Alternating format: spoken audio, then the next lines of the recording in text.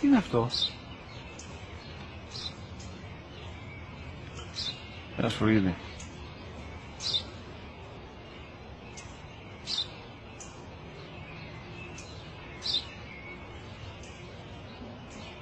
Τι είναι αυτό? Μόλις τώρα στο είπα, πατέρα, σφουργίτη είναι.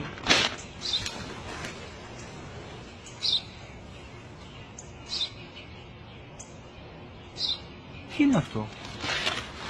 Ένα σπουργίτη είναι, πατέρα. Ένα σπουργίτη. Σπου-γι-τι.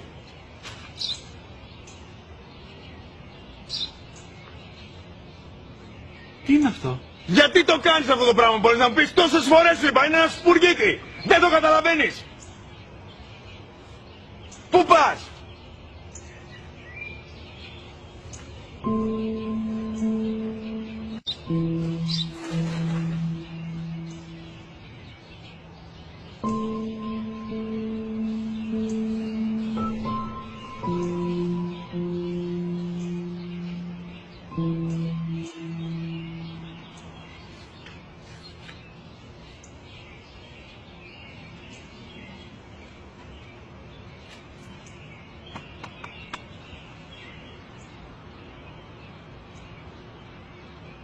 Δυνατά.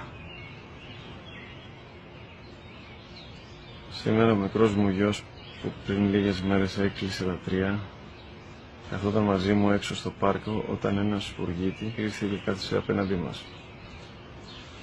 Ο γιος μου με ρώτησε 21 φορές τι ήταν αυτό και το απάντησε και τις 21 φορές ότι ήταν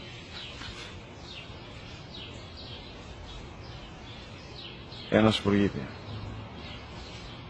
Τον αγκάλιασα τρυφερά και τις 21 φορές που μου έκανε την ίδια ερώτηση, ξανά και ξανά, χωρίς να εκνευριστώ, νιώθοντας στοργή για το αθώο μου αγοράκι.